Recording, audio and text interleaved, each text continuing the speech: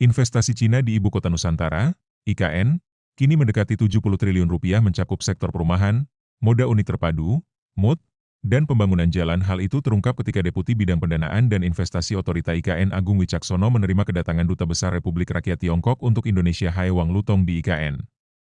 Konsorsium dan perusahaan asal Tiongkok telah berinvestasi hampir 70 triliun rupiah di IKN ini, kata Agung dikutip dari siaran pers pada Kamis, 29 Mei 2025. Ini merupakan kepercayaan besar. Investasi yang sudah berjalan akan berlanjut dan akan terus menjajaki potensi-potensi investasi lainnya, ujarnya. Secara detail, ada investasi Cina di IKN sebesar 68,4 triliun rupiah yang berbentuk kerja sama pemerintah dan badan usaha, KPBU. Pertama, ada konsorsium besar yang sedang mengembangkan proyek KPBU MUT dan jalan, yakni cek IJM sebesar 27,1 triliun. Kedua, ada konsorsium Skekrek yang juga sedang mengembangkan proyek KPBU MUT dan jalan sebesar 27,9 triliun. Saat ini, kedua proyek tersebut masih berada dalam tahap studi kelayakan yang nantinya akan dievaluasi oleh Komite KPBU Otorita IKN. Setelah itu, akan dilakukan market sounding sebelum masuk ke tahap lelang akhir. Ketiga, ada proyek KPBU perumahan berupa pembangunan 20 menara rumah susun untuk aparatur sipil negara, ASN, di kawasan WP1B dari konsorsium IJM Cek. Estimasi nilai proyek rusun ASN itu sebesar 13,4 triliun rupiah dan sekarang sedang dievaluasi Otorita IKN. Selain investasi berupa KPBU, ada juga investasi asing langsung senilai 500 miliar rupiah dari PT Delonis Bravo Investment.